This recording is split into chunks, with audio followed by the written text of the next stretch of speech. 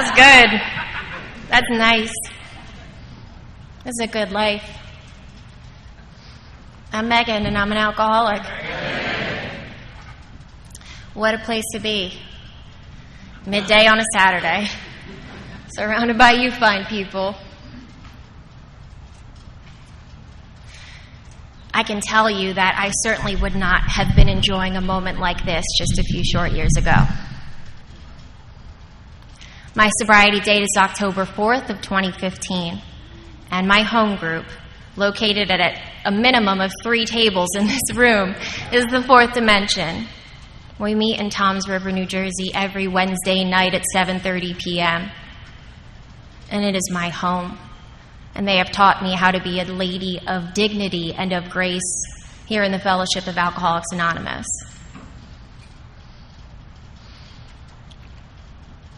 Now, when I walked in the doors, that's not how you would have described me.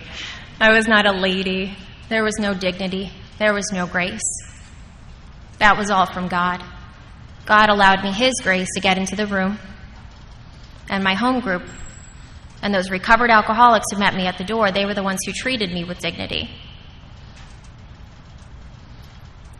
My family that I come from, they're amazing. I'm sure that in some measure, every family has some sort of dysfunction. I'm sure that we repressed more feelings than we expressed, and we certainly brushed over a lot of the embarrassing details, such as mental health. That was viewed as embarrassing in my family.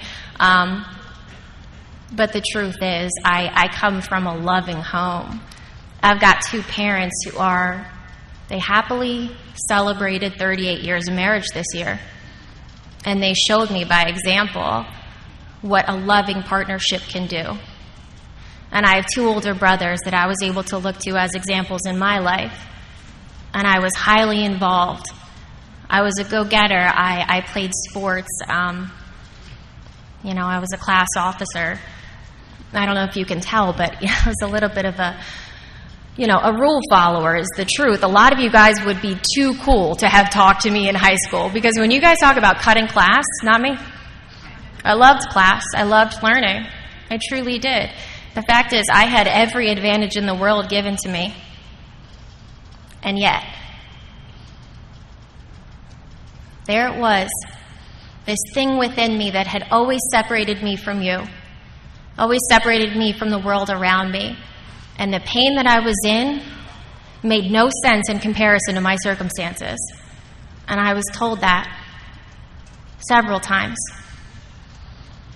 Not by my parents, who are the most loving people that I know. My mom is probably the greatest example of God's love that I've ever had the pleasure of meeting, knowing, being a part of. My father is a hardworking and honorable man. I grew up in a home filled with laughter and with light. I realize that I have had every advantage, especially after hearing some of the stories that have been shared by people. So the fact is, I certainly can't point to anything in my past and say, that's it. That's where it took a turn. There's my alcoholism. Those are the traumatic circumstances that forced me to drink. Because there weren't any. Sheer selfishness. Absolute self-consciousness. And that conscious separation from God. So what happened for me is I built up the hopes of everyone around me, and then I brought it down crashing down on their heads. I imagined myself, the leader, the head of vast enterprises, and I think a lot of other people did as well. And I proved them wrong. I proved them wrong many, many times.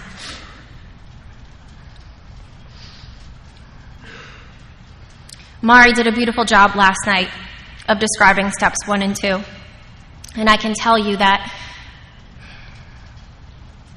alcohol provided a solution for me to the internal pressure that I had been feeling and the separation that I had been experiencing from God and you and the world around me for as long as I could remember. So when I was introduced to a drink of alcohol as an early teen, It did allow me to be present for just a moment.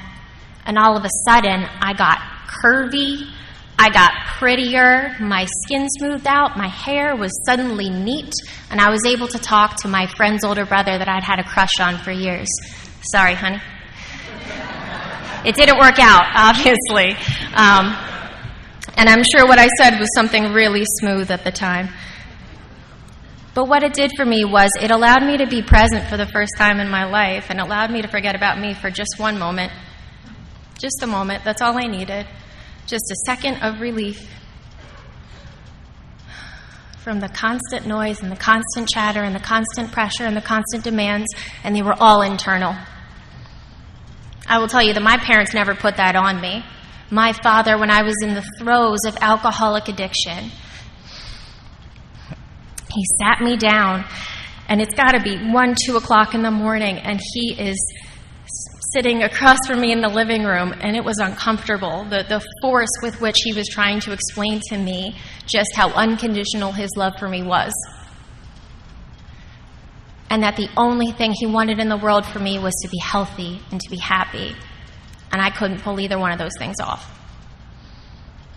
I had every opportunity and I had every reason to be sober, to be successful, to be happy and healthy and balanced, and I just couldn't pull it off.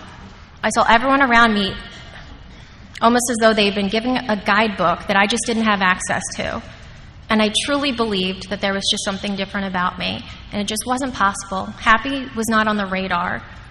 Freedom was not on the radar. Being present for my own life was never going to be a possibility for me, and I believe that to be true in my heart of hearts. But that has not been my experience here in Alcoholics Anonymous. Not one bit. So what happened for me was not a quick progression. I didn't take a drink at age 13 and everything went out the window. I went on. I succeeded in high school. I went on to college. And I was introduced to other substances. I am an alcoholic who became addicted to drugs. But we practice a singleness of purpose here in AA, and I've been taught that these are sacred grounds. And I should hope that nothing that I say here would discourage someone from returning to an AA meeting because we didn't have the exact same set of circumstances. As I was taught when I came in the door, my drinking was but a symptom. But I will tell you that the combination was potent, and it took a pretty short amount of time to be leveled, absolutely leveled, me and the rest of my family. I told you I come from a good home. And I come from a small town. I didn't grow up at the Jersey Shore, although I love it as my home now. It's the home that I never knew that I wanted and yet always needed. I saw it on TV for years, and I thought that's what I'd be walking into. I did. We used to have viewing parties of the Jersey Shore, that reality show, the real trashy one, because it came out when I was in high school, and you know, me and my friends would get together. I told you I was a real goody-goody. Hard to believe, I know.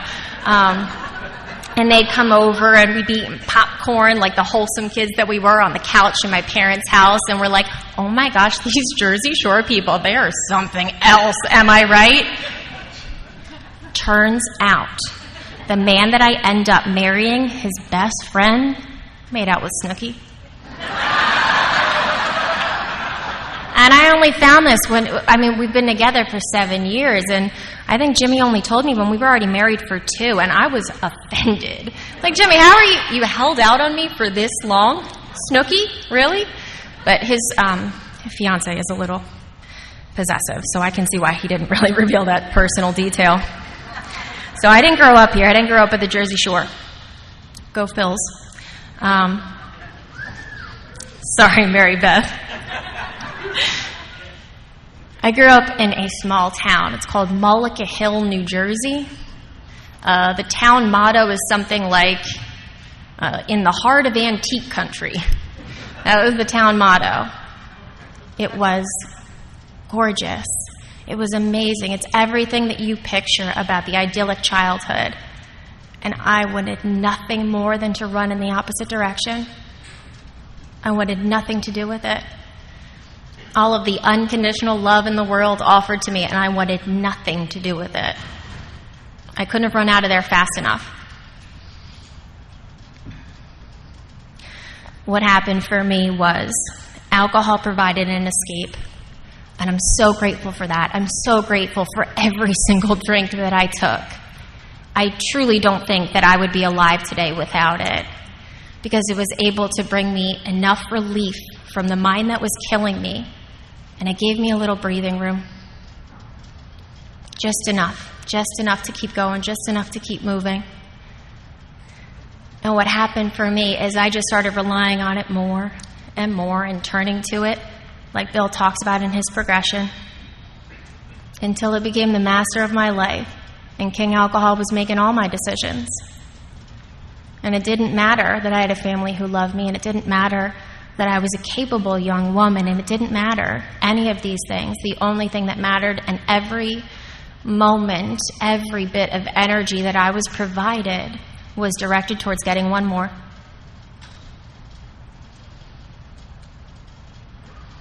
And I was a savage out there. Don't let the appearance fool you now. I may be a lady of dignity and grace today, but I would have done anything to any one of you to get one more. That sounded a lot dirtier than I meant it to. I truly meant that as like I would have done harm to anyone, but my goodness.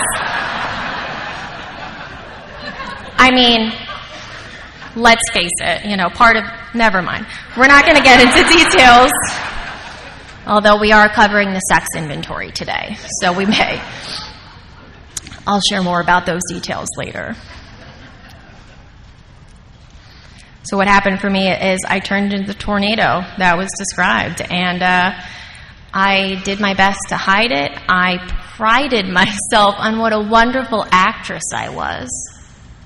God, I'm so talented, I would tell myself, such talent that these people who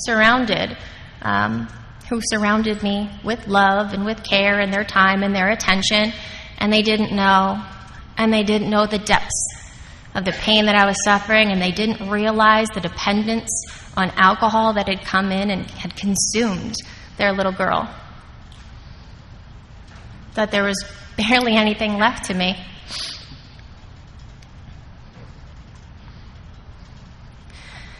So after a few years of this, let's say 6 or 7, right, and because there were other substances involved, everything was gone at that point, but no one was really aware except for whatever boy of the week I was dating, and by this time it was usually a drug dealer. And what happened one day was I get out of the shower, I'm working at, the 25th diner in as many months, because it was the only job that I could hold down, and there's a diner on every corner in South Jersey, so there was plenty of opportunities. I get out of the shower, and my dad calls out to me and he says, "Hey, Megan, I need you to call out of work today." And that's a foreign concept in my house. We do not call out of work. We work hard. We pick ourselves up by our bootstraps. We get it done. And I look over at him, just shocked that he would even suggest such a thing. And he holds up a bag. And there's paraphernalia. I came in with a lot of scars on my arms. And I truly don't know how my dad hadn't had a heart attack in that moment. They had no idea what was happening behind the scenes. They just thought that I was struggling with some depression, that I wasn't really living up to my potential, we'll say. And I asked him about it later. Obviously, I wasn't very inquisitive at the time as to how he had, found it. Or why. To my knowledge, it wasn't a regular occurrence for my parents to search my belongings. There was no suspicion as far as I knew. And what my dad told me much later, after some time had passed and some healing had taken place, is that he didn't even know how to describe it. It's funny what we do in here. We're asked to put words to a spiritual experience. We're asked to put words to the thing for which there are no words, that thing which is beyond description.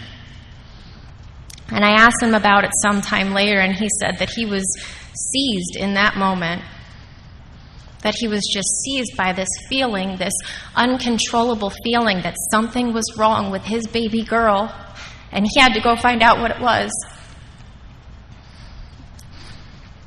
And, well, he was right. There was something very wrong with me. There was something very wrong. And I thought that it was, the abuse of alcohol.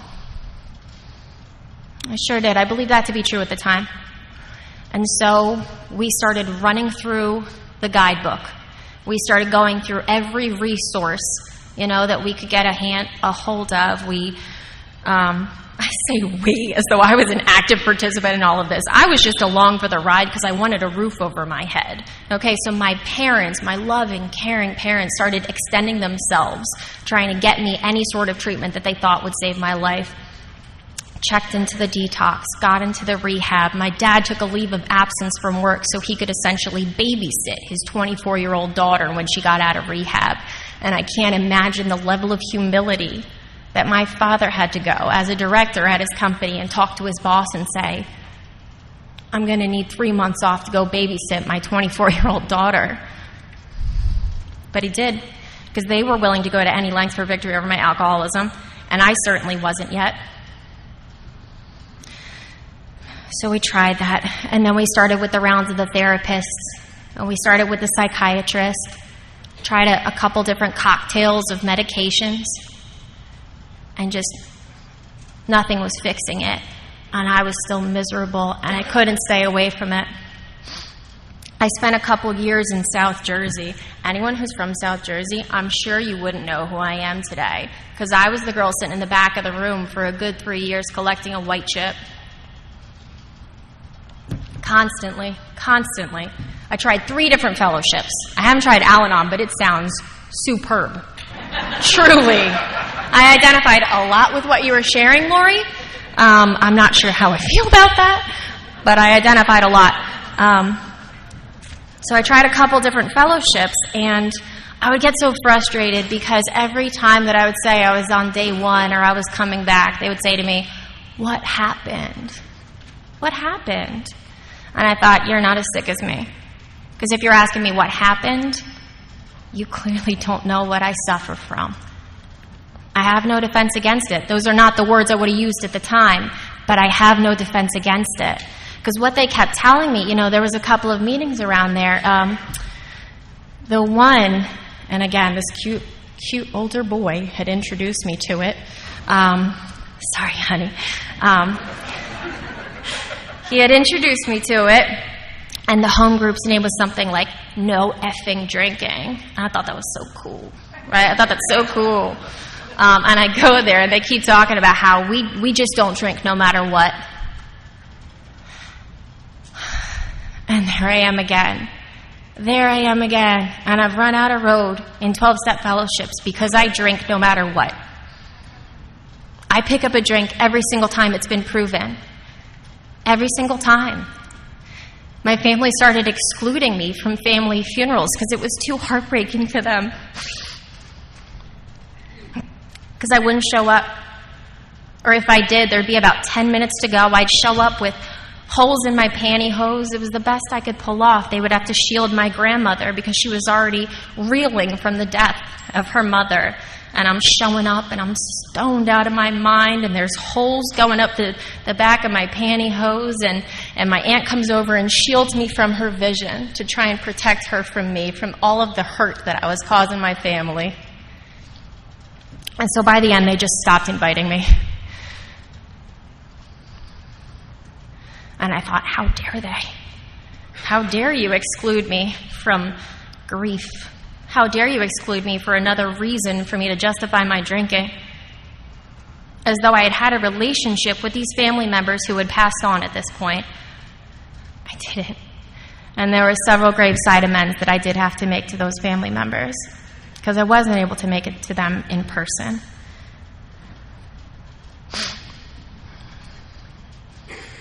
So what happened? Right? Because that's what my life looked like. My life looked like I drink no matter what.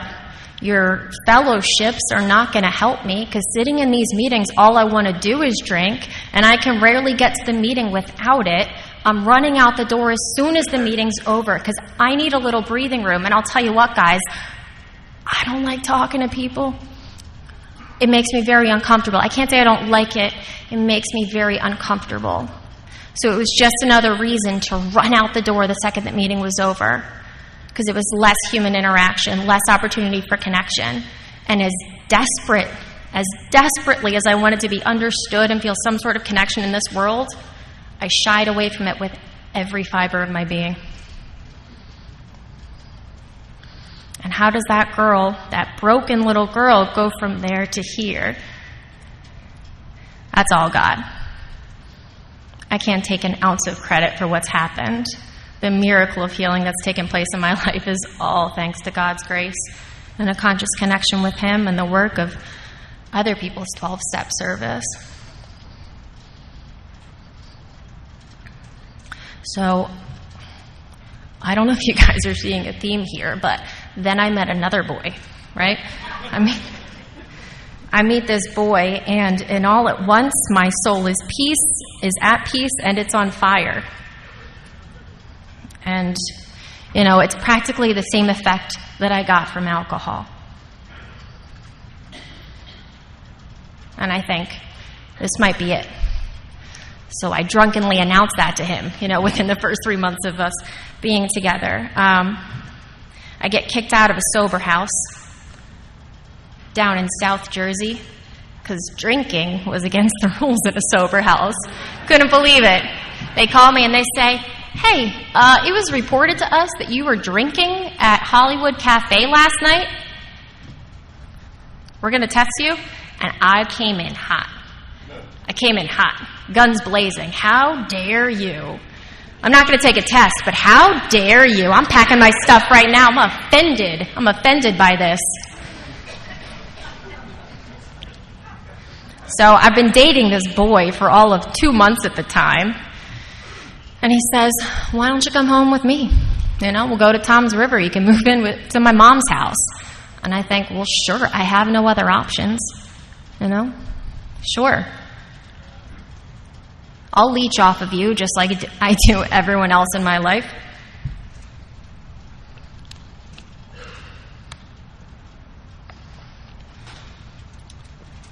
Now, there were several legal consequences as a result of my actions. I got arrested several times in back-to-back days, and as a result, I had to complete an IOP program to graduate from probation, to be let off of probation. And I told you guys that I was pretty convinced at that point that I didn't have a problem with alcohol. I could see the issue with the other substances. I could see how that was unsavory to folks, and it was kind of hard to hold down a job. But alcohol is so commonplace, so socially acceptable. I couldn't imagine my life without it. But I agreed to the IOP program, and as a requirement, there was a standard that you had to abstain from alcohol as well. And I thought, no problem. So my sobriety date, as I said, is October 4th, 2015. I entered into the IOP program maybe a couple days after that. And I was getting towards the end of it, and already my behavior had started to change because there was something in me that was just done. We talk about the heartbreaking riddle of alcoholism all the time. We just saw a friend of ours pass away the other night. And you just think to yourself, selfish as we are, like, why do I get this opportunity? Why did I get to a place of willingness? And in truth, I just believe that, God's got a purpose for me. I get to be here with you guys and share a message of hope and recovery and healing through the 12 steps, and that's why I get this opportunity until He sees fit. So I get to this IOP, and I'm like the counselor in there. I'm like, talking to the other girls. They're telling their war stories, and I'm like, excuse me, ladies, I think we should be more conscious of the language we're using. It sounds like you're glorifying drug use. And they're like, get this girl out of here. Like, she's a narc. Get her out of the group. So I'm about 2 months in, and I'm about to complete the treatment. That's why I said I can't tell you what happened that night. I don't know what my motivation was, truly. I was thoroughly convinced AA didn't work. I truly thought that I had tried it thoroughly. But what happened was, I told my boyfriend at the time, I got to borrow your car. I'm going to check out an AA meeting, right? Like I'm going to the bowling alley on a Friday night. I'm just going to go check it out, see what it's like. And I came in late, and I sat in the back of the room, and I didn't say that I was new. I said that I was new to the area, right? Like maybe I'll get a couple ladies' phone numbers. At least I'll know someone in the area. Because I'm living in Ocean County, and I know no one except this boy that I've been dating for all of 6 months and his parents, whose roof I'm living under. And what a magic moment that was. Because when I raised my hand and I said I was new, after that meeting, I was surrounded by a group of well-intentioned women. And they said, that's my phone number on the back of the book, and mine has a smiley face next to it, and call me if you ever feel like it. And I thought, there goes another opportunity, because I'll never feel like it. I'm never going to feel like calling you guys. That's not my MO. And then there was one woman, and that's that magic moment. That magic moment where someone who shared my problem, who drank like me and felt like me and thought like me and behaved like me and went just as far down the scale as I did, and who wasn't like me anymore. That's when it happened. And she ran over to me like a bat out of hell, and she said, "You're dying." I'm like, "You're rude." I didn't say that out loud. I wasn't that brave. I wasn't that bold. I probably went, okay. I was deer in headlights. I was so scared of having that human interaction. She said, "You're dying of untreated alcoholism. You're suffering from a threefold illness. And if you're willing to go to any lengths for victory over alcohol, I'm willing to sponsor you." Okay. I wasn't coming to the meeting for a sponsor, but okay. And she said, "Do you give me spiritual consent?" I was like, "I don't know what that means. But I'll say anything to get you away from me right now." And she goes, "Spiritual consent is very simple. It means that I'm going to give you directions. I'm going to give you directions out of my own direct experience. I'm going to show you the way out. But I'm also going to be challenging your alcoholism. Because your alcoholism centers in your mind." She told me that very same night, and thank God she did. She told me it centered in my mind. She was going to be challenging all of my old ideas. And she said, "Be at my house tomorrow morning at 8 o'clock. It's a sacred responsibility that we're tasked with here in Alcoholics Anonymous. This is hallowed ground that we walk on."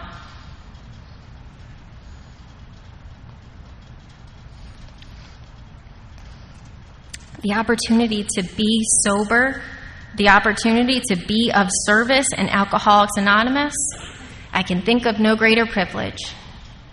And that woman took that sacred responsibility very seriously because of who taught her. Because of her teacher. The same man who's responsible for about 3 tables full of people being here in this room today.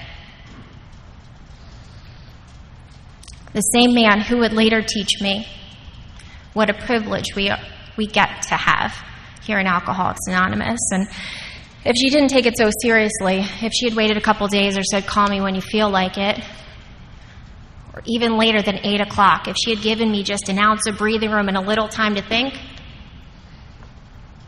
I'm not here today. No doubt in my mind, because then I had to go back home to this new boyfriend, and I'm like, "I need your car again. I got to drive to Howell tomorrow to some stranger's house. She said she wants to be my sponsor." And he's like, "I don't like the sound of this." He didn't like the sound of it. He said, "I think this AA thing might be the end of us."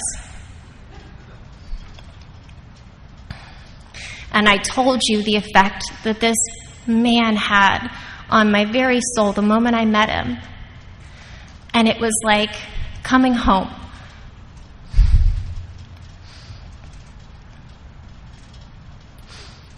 And up until that point, I had never experienced a moment where I could truly be honest and raw and brave in the face of risking it all. And to me, he was all at that time. So when he said this AA thing is going to be the end of us, what naturally should have come out of my mouth next was, "Yeah, you're right. I don't need to be there." That's my MO. I don't show up. I'm unreliable. I tell you I'm going to do something, and then I don't. I should say that was my MO. It is no longer and hasn't been for 7 years. But what came out of my mouth instead was God. What he said for me, what he did for me was, I hope not, but I got to go. I got to go. I got to be there. He did for me in that moment what I could not do for myself. And my sponsor the next morning, she wasted no time. She got me immediately into the work. She was tireless. She was relentless. She was a force of nature. I was so attracted to the power of God that I saw in her that I was willing to do anything. And I had also run out of options. Because when you've tried every single solution that I could think of that was available to me, that was within the realm of possibility on the material world, on this material earth, there was nothing left but to pick up the simple set of spiritual toolkit at my feet. So she started to teach me what I suffered from. And I'll tell you, I started to have an experience. She told me about the home group. She told me about the sanctity of that. She told me about getting in service. She made me take a greed and commitment. All of these things started to change me. I started to have a real experience, and I started to establish a relationship with a God that I had maybe believed in, but surely had no interest in. And then we got to inventory. We got to that inventory.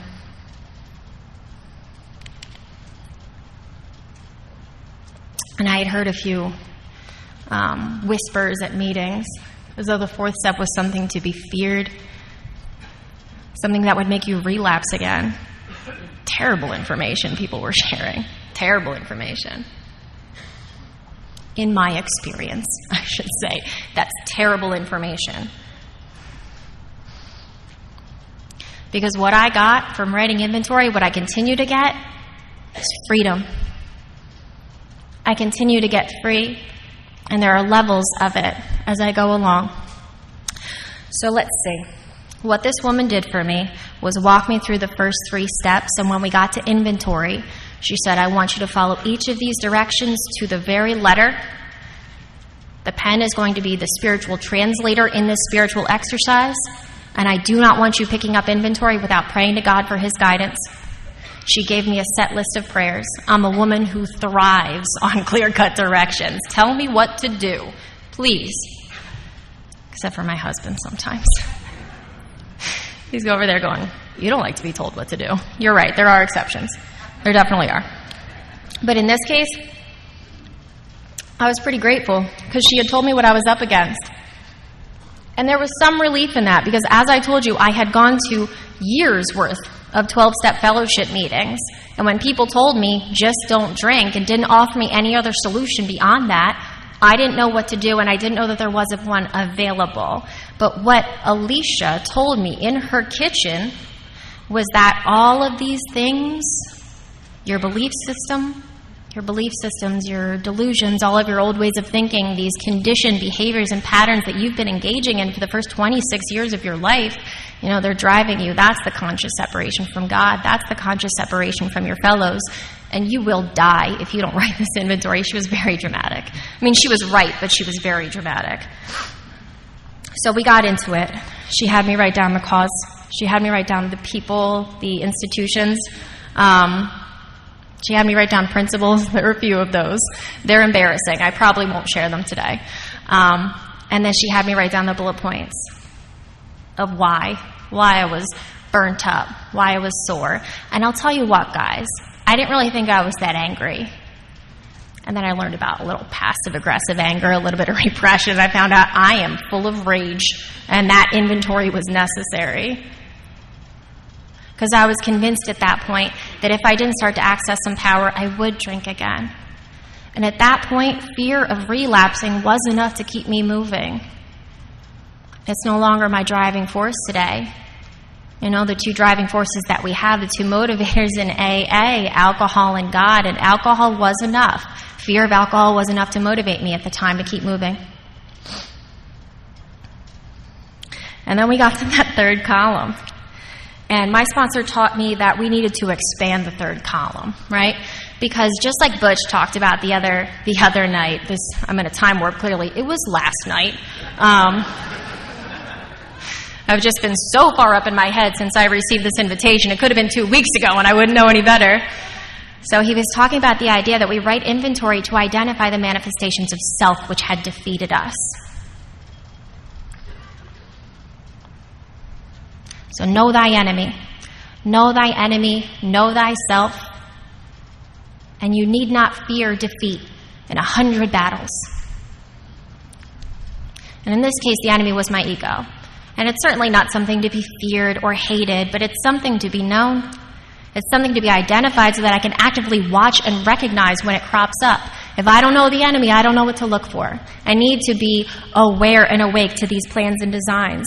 And so I was told to expand the third column, not just identify the area of self that it was affecting, but write down the exact belief system that I thought to be true about that area. What story was I telling myself about my self-esteem, about my pride, about how you should be acting in this relationship? And I'll tell you what, I'm a storyteller. I was a real good storyteller. I had so many stories. I had been the leading actress in my life and in many other people's lives, unbeknownst to them, for about 26 years. So that column was a little uncomfortable, sure. Then we get to column 4. And we turn back to the list, for in it lies the key to the future. And I started experiencing freedom for the very first time in my life because my sponsor told me that I had lost the privilege of drinking. I was pretty clear on that. I thought it was weird that she called it a privilege, but I was pretty clear on that, and that's, why I was here. And when I got to that 4th column, she told me, you also lost the privilege of blaming anyone else in your life ever again. You lost that privilege. You abused it. And it might not have felt good to hear it that day. It might not have felt good for her to tell me that I've been playing the victim. But my God, there was such freedom in it because you guys didn't have to change.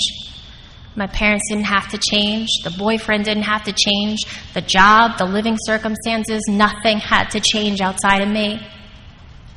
And it meant that for the rest of my life, if I stayed current with these sort of spiritual tools, I would get to be present for my life.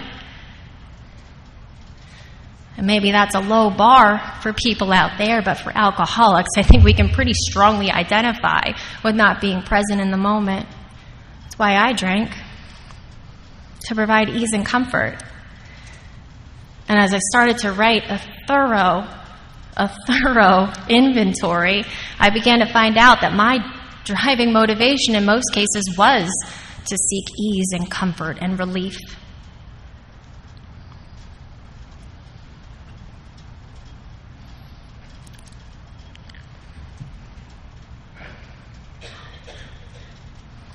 We started getting into the fear inventory. I heard a clap. I was like, I'm not done yet. You guys don't have a lunch break for like another 38 minutes, so you're stuck with me. We have snacks on table 28 if anyone gets hungry.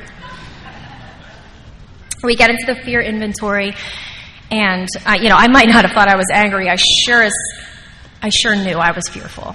I knew that I was fearful, and that was more it felt more like an embarrassing experience than anything else. Anger might be sexy in a way. I might get power from anger. Fear, I do not. Fear is humbling and humiliating, is what I thought. But I wrote, and I kept pouring my heart into this, pouring my mind into it, pouring anything that I had into it. And then we got to the sex inventory, and I thought, this shouldn't be so bad, Pretty much a common pattern of behaviors in my experience. And it was, eye-opening. It was eye-opening, and I found that I had abused men just as much as I had abused alcohol.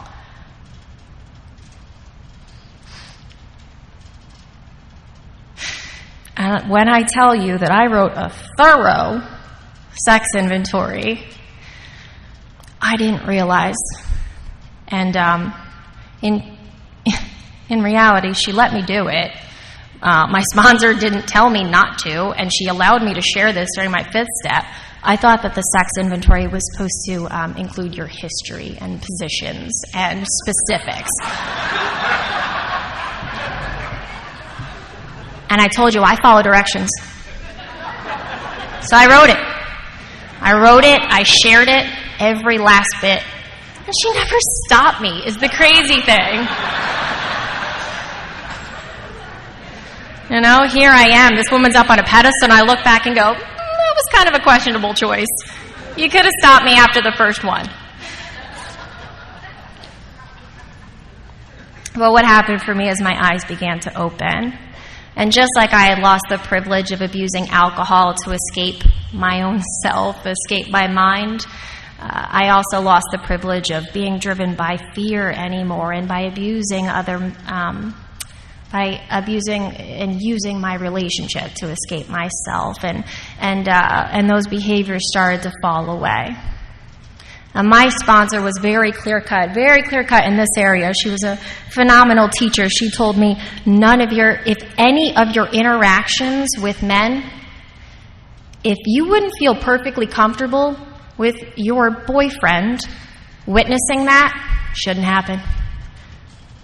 I said, that's a gold standard right there. Absolutely, I'm willing to stick to that.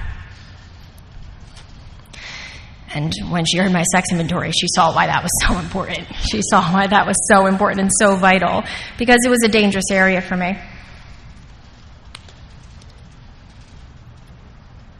I thought that I was blocked off from you guys for the first 26 years of my life. And I didn't think that I had any sort of connection with God, despite all evidence to the contrary. Because I'll tell you what, guys, I had been getting, let's call them signs, you know? It was truly evidence of God for some time. Moments of clarity, moments of lucidity, moments of transcendence, where God continued to reveal His presence to me. Bless you. But those were soon drowned out by the worldly clamors, mostly those within my mind. So despite all evidence to the contrary that I was not truly separated from God, for all of the unconditional love and support that had surrounded me, I still remained blocked off by my mind. And if my alcoholism centered in my mind, and I was continuing to live in that place and I wasn't clear, I was going to drink again and I was going to die. Or more realistically, I wouldn't, like Mari said last night, because despite all my best efforts, I welcomed it. One of my goals, which is so sad to say, talk about setting a low bar, one of my goals was to join the 27 Club. I thought, that's what I want to do, go out in a blaze of glory. One of my goals was to die young.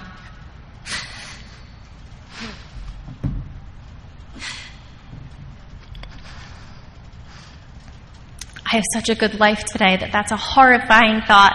It truly is, and I can't imagine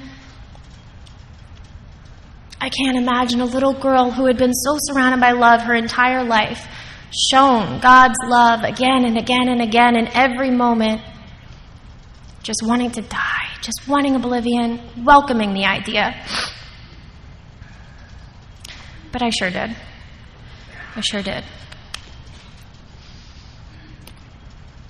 So I was willing to write inventory. I was willing to share. It didn't really matter. I had been through a lot of uncomfortable moments already up until that point, and I had promised this woman I was going to see this task through. So I went and we shared it, and she explained that 5th step is a life and death errand that we're on. It's a life and death errand that we're not going to leave anything in the shadows. We're going to shine that light on every single dark corner of your life. And this woman, she was a single mother of 4 children, constant activities, constant running around. And she made time for me on 2 separate days. We probably spent about 8 or 9 hours for that first 5th step, shedding light on all of the dark corners of my life. And I can't tell you that I walked out of there that day completely free of all of those things, but I certainly began to have a spiritual experience. And what what we do in here, why I say this is sacred ground, not just because I've been taught that, but because it's so important that we stay awake and aware. And I know today that if I'm promising to give of myself and sponsor a woman, that I better see that through. And I better treat it like the sacred responsibility that it is. Because in that 8 or 9 hours worth of inventory that this poor woman had to sit through, because as much as I'm looking back and I'm like, yeah, that was thorough and clear, I can't tell you if it was well written. I don't know how clear it was. It certainly was thorough. I certainly was able to recognize a lot of the things that had been driving me. But it would have been so easy for her to just tune out for a few minutes. It would have been so easy. And yet, in one of the more innocuous pieces of my inventory, a resentment against my sister-in-law that really wasn't even very, there wasn't a lot of emotion attached to it. She really hadn't done anything to me. I resented her because she had 2 kids. And I had chosen not to. And when we got to that third column where we get to identify the areas of self and the belief systems and the things that are driving me, the little piece, the one line, 4 words came out of that third column. And I said, I am beyond redemption. And I believed it. I believed it in my heart of hearts. I'm beyond redemption for the things that I've done. And so when we finished up our inventory, she gave me a couple of corrective measures. She said to me, if you're willing, if you're open-minded to the idea, there was an item in your inventory, and it leads me to believe that you should go and share these items with a priest. Now, I grew up in the Catholic Church. I did. The Catholic Church was on my first inventory because I'm a hypocrite, because I'm a real hypocrite, as I came to find out. I was judging them for being judgmental, which, my God, woman. So she was gentle with me, and she said, if you're open to it, I'd really love for you to have the experience of sharing this one piece of inventory with a priest. And I said, I'm open to it. I'm open to it, because I promised you any lengths. Even though I might not have known what that would look like, but I promised you that however many months ago on an open discussion meeting on a Friday night in Toms River, I said any lengths, and I'm going to see it through. So I went to the church, and of course I'm shaking in my boots, and it had been years since I had gone in. And, and it's just a quiet afternoon, and I approached the priest, and I'm so scared, you guys. I'm so scared because the things that I had done, I was going to have to spell out. And I knew that it was very clearly against church doctrine. And I sat eyeball to eyeball with this man of God, and I told him exactly what had happened, and I prepared myself for the hit. Because when you go to confessional, there's penance. He gives you penance. Tells you how to make it right. And I'm like, what is this guy going to say? I'm getting kicked out. I'm not even a member of this church, but I'm getting kicked out. And the priest looks at me with such kindness, with the light of God flowing in and through him. And he says to me, I see the pain. I see the pain that you've caused your family. I see the pain that you're in. I want you to keep doing what you're doing in Alcoholics Anonymous from what you've described to me. And there's more. I'm like, okay. I knew I was getting off too easy, but there's more. There's more. And he said, I want you to be joyous.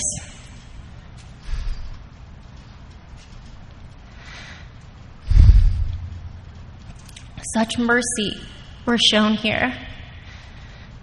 Such mercy for the pain that I caused. Such forgiveness that greeted me at the doors of Alcoholics Anonymous. And it turns out in all other places as well, because God is in all things, is what I have experienced here and what I have come to know to be true. It's the truth that I walk in and live in every single day. The God in me honors the God in you. Or something like that. I haven't been to yoga in a while. But he told me that was my penance. that I was to go out into the world and be joyous. And I'll tell you what, guys, I'm not capable of doing that without God's help. Joy comes from God, from a connection with God, from a relationship with God, from presence with God in this moment. And I'm not able to carry joy on my own. It's not something that I can produce any more than I can produce sobriety. My own efforts had shown that. But I'll tell you what, I've been doing it. I've been doing it for the better part of 7 years now. I do have a close, conscious relationship with that God that I had no interest in. Now, I told you guys that I was here to talk to you today about writing inventory and sharing inventory, and a piece of that, a privilege that I get to have now, is listening to inventory. And a couple of the ladies that I sponsor are here today. And I just want to tell you a little bit about an experience I had because I was pretty early in sobriety, and I was a real firecracker. I thought I was going to, go out and save the world, and I would go into discussion meetings and say, you're wrong for sharing this, and you're wrong for sharing that. And I didn't really recognize the harm in it because I thought I had the best of intentions. I was having such an experience with the 12 steps that I wanted to just force it on everyone else around me. And shockingly, I was fired in rapid succession by 4 of the women that I had been sponsoring at the time. One of them is also in this room tonight. One of the ladies but we have a very good relationship today, and she actually had very good intentions, but I was super arrogant at the time as well. I'm sure that was a driving force. And then, and I'm talking to my sponsor at the time, and I'm saying to him, Freddie, I don't know what to do. Freddie, I don't know what to do. And this man's never led me astray. He's always guided me back to God. Come on back to center, to the central fact of our life, that God has entered into our hearts and our lives in a way that is indeed miraculous. And he said, keep doing what you're doing. Don't lose enthusiasm for the process. And so I prayed about it, just like I was encouraged to do, and I showed up to a meeting that night. First and last time I've ever been to that meeting. And there's a girl in there, and she's day 1. And I thought, she's for me. How selfish. How selfish. I'm like, day 1, I'll take her. I'll take her. And so what happens is she's willing, and we get to work immediately in the 12 steps. And she writes a thorough inventory and makes her appointment, and we join together on this sacred errand, this life and death errand, this matter of trust between 2 alcoholics who have never known a life of trust, who have been suspicious and fearful their entire lives. And we sit across the table from each other, eyeball to eyeball, despite how uncomfortable that makes both of us. And we pray, we invite God into this errand. We ask for His guidance. We ask for His insight. We ask for His courage, strength, and direction. It's a way of life. What ends up happening is this girl shares some childhood trauma with me. Events that no child should ever have to go through. But I am tasked with a sacred errand, and I'm told to give feedback, and I'm told to give corrective measures, and I ask her gently after she shares this inventory, would you be willing to pray for this person? And what I can tell you is I had heard quite a few footsteps up until that point, and I had provided that feedback before. And let me tell you, they weren't willing. And they made it known with profanity in the midst of a fifth step that they were not willing. And I thought, that's okay. That's on you. That's on you. I will continue to guide you. I'll continue to encourage you. But here was this little girl who had been broken apart, broken in 2 by this event. And I asked her to pray for this person. And I just saw years of hurt and years of pain just fall away. And when you talked about the idea of meeting resistance with no resistance, I saw it happen in that moment. And I thought, my God, what we get to do in here. What a miracle of healing that we get to experience. I can't imagine that I would have been as willing as she was in that moment. Although the truth is, God has done for me in many instances when I never thought possible. I write inventory on an annual basis. It's how I've been taught. I've been taught to stay as current as possible on the things which block me off from you. Because you're God's kids, and if I'm blocked from you, then I'm blocked from God. I'm blocked from the power source, and I'm drinking again. And my life has gotten far too good. I have an abundant life today. That same boy who told me, AA is going to be the end of us. It's going to be the end of us. That same boy who set my soul on fire. I got to marry him a few short years later. He's here today to support me at an AA conference. Can you imagine? He supports me. We have a partnership in our home. My best friend in the world. And I am shocked by the love that flows in and through our home. I thank God for it every single day. So I write inventory regularly. It's become a practice. I am disciplined, just like the 11th step talks about. It lays out a plan of action. It says, God will discipline us. I don't have to do it. I just have to follow the directions. I've become disciplined to a way of life, and it has not failed me yet. So I write inventory, and I stay current. I remember just a couple years ago sharing inventory over at Jimmy and Mary Beth's home group. And a piece of that inventory that came out was I had just gotten married. It was maybe a month after I got married, and I knew that my husband wanted kids. And the truth was, I still wasn't sure if I did. I was terrified at the thought. Absolutely terrified for multiple reasons. I'm lazy. I am irresponsible. I'm selfish.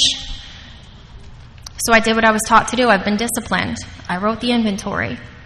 I wrote a lot of fear inventory, fear of responsibility, fear of the unknown, fear of being controlled. And I started getting clear on some things. And God started to soften my heart. God started to change. He started to change my heart. And I asked him in regular prayer on a daily basis to mold me and change me into what he would have me be. And we welcomed our baby boy about a year later. And he's a year and a half now. And talk about joyous.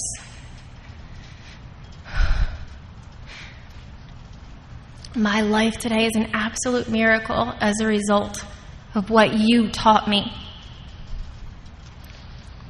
I look at that baby boy and I think, if he were sick and he were dying, who would I trust him to? Because I was sick and I was dying, and God held his broken little girl in his arms, and he brought me to all of you, his trusted soldiers, because he knew that you would take the responsibility seriously. He knew that you were going to meet me at the door, make me feel welcome, tell me what I suffered from, and that you were going to show me the way out. And he knew that you would teach me how to continue to pass that message on. God, I love my life today. I truly do. I love my life today. My life is an absolute miracle as a result of what we do here. And my hope for all of you guys is that next year, when we're sitting in the audience together at this beautiful event, that all of these shadow soldiers took the time and energy to organize for us so we could just come and listen to these amazing speakers. That sounds arrogant. I really was talking about these guys. I wasn't trying to talk about me. But your time and your attention and your organization and your commitment to service is inspiring. So next year, when we're all sitting together, I hope that you can come up to me and you can share with me the experience you had this year, getting into that fourth column of a resentment inventory and getting free. And maybe we can share a laugh at the ice cream social, and you can tell me about the delusional thinking that was beyond your fear when you finally decided to walk through it and put pen to paper.